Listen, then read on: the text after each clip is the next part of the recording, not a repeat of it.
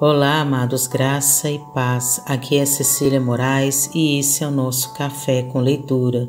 Estamos falando sobre o abuso sexual infantil, a dor, o trauma e o tratamento, por Dione Alexandra.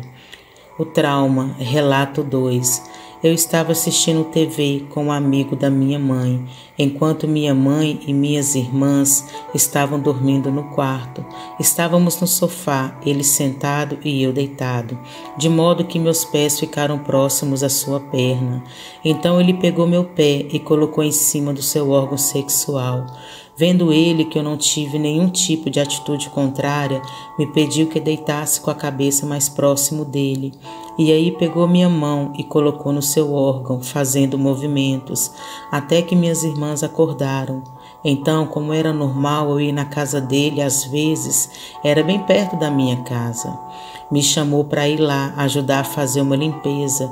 Eu gostava de ajudar minha mãe em casa, e como ele morava só, era normal às vezes eu varrer a casa dele.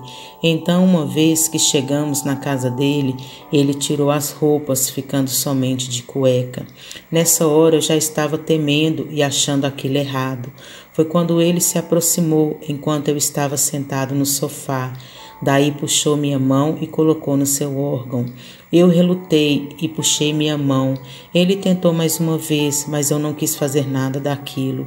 Então, temendo que eu gritasse ou falasse a alguém, ele foi tomar banho e eu fui para casa. Não houve violência, mas naquele momento em que o toquei, naquele sofá da minha casa, algo foi despertador em mim. Como criança, fui tocado também no meu órgão e é aquilo que me despertou desejo. Já na casa dele tive medo, só contei a minha irmã depois de adulto e para mais ninguém. Nunca falei sobre isso com minha mãe, pois tinha medo de ser castigado. Minha mãe só soube quando testemunhei em um evento da igreja. Essa experiência ficou marcada em mim.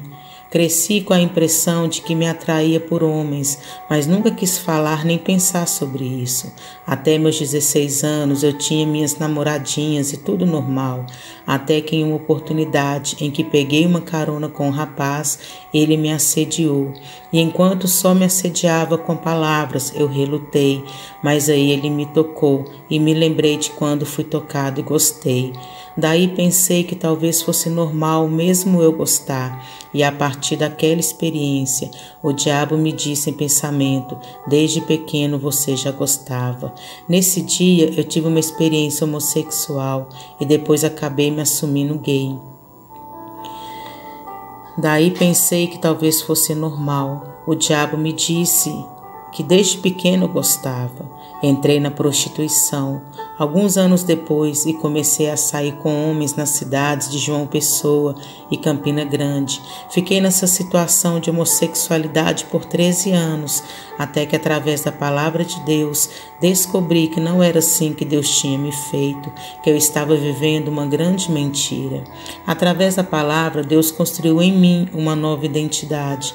Agora sou homem de Deus, totalmente transformado e restaurado. Assim como na minha vida, a palavra de Deus pode transformar e purificar o homem de modo que tudo que não é de Deus sai. Relato 3. Tudo começou quando eu tinha uns 8 anos. Eu estava dormindo e acordei com meu pai cochichando no meu ouvido. Ele falava que eu não tivesse vergonha, que ele já tinha me visto nua e que eu não devia ter medo.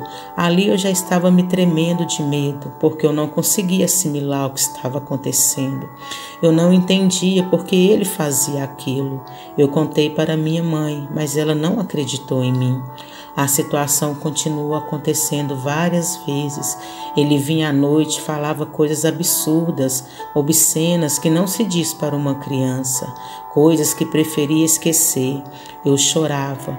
Ele me tocava, era terrível porque eu ia crescendo com esse sentimento de vergonha e eu pensava, mas por que eu? Eram 5 mulheres lá em casa e por que eu? Só comigo ele fazia isso? Minha irmã mais velha já era uma moça e eu era uma criança. Eu me achava feia, achava que ninguém nunca ia me amar, achava que nunca casaria, não me achava digna de um homem se interessar por mim. Eu pensava que eu era a pior das criaturas. Aceitei a Cristo na adolescência, mas eu tinha muito ressentimento do meu pai. Ressentimento não, era ódio mesmo. Isso durou anos, meu pai bebia muito. Ele nunca chegou ao ato em si, mas abusou de mim de várias formas que se pode abusar de uma criança, por palavras, por gestos, psicologicamente, pressionando, era terrível. Ele sabia como fazer a ameaça psicológica. No meu namoro eu sofri, no casamento também, porque pensava que o homem só queria se aproveitar da mulher. Quando me converti, eu tinha crises de choro muitas vezes. Li um livro de autoajuda que me ajudou muito a vencer muitos medos. Deus me falou que eu precisava perdoá-lo. Eu falei, eu perdoo, mas não quero contato com ele. Eu sempre brigava com Deus sobre isso. O tempo passou e antes mesmo de eu me casar, meu pai abandonou a gente. Separou-se da minha mãe. O povo diz que a separação é difícil. Nesse caso foi bom para nós. Eu não tive mais contato com ele. Quando meu esposo foi conhecê-lo e pedir para casar comigo, ele fez o sermão clássico e me disse: "Me perdoe, minha filha." E eu disse: "Eu já lhe perdoei, papai." Ele disse: "Me perdoe, minha filha, e você sabe do que eu estou falando." Eu disse: "Eu sei." Ali eu vi que eu tinha o perdoado e que ele estava consciente do mal que tinha me causado. Hoje eu não o vejo, mas não tenho ódio. Ele não cultivou um amor de pai e filha, então não tenho aquele carinho, isso foi rompido. Contudo, quando vejo, falo com ele. Infelizmente, ele sofre de carência, mora sozinho, casou, mas separou, tem mais de 70 anos, mas não teve um relacionamento sólido. É um homem que não se encontrou com ele mesmo. Mas eu perdoei, estou livre desse peso e ainda bem que eu encontrei o meu Deus e Deus se mostrou para mim um pai presente que cuida, um pai que eu nunca tive. O Senhor assumiu realmente a posição que era do meu pai natural. Sou muito grata a Deus, não me arrependo em momento algum por entregar a Ele a minha vida na juventude, porque eu conheci um verdadeiro pai. Ele me disse: "Não se preocupe, você não é feia, você é bonita." Ele me trouxe essa consciência. Eu amo o Senhor, Ele cuida de mim, dos meus filhos. Se uma pessoa passou por dificuldades assim, corra para Deus, nunca corra de Deus. Conte para Ele suas dores, rasgue seu coração para Ele. Diga que não consegue perdoar, diga que está doendo. Ele te entende, Ele está com você. Perdoe por você, não pense no agressor. Quando você entender que é por você, pela sua saúde mental e física, vai ter misericórdia dessa pessoa. Só Deus te faz restaurar esse sentimento. Sozinha, você não consegue. Que Deus te abençoe e até a próxima.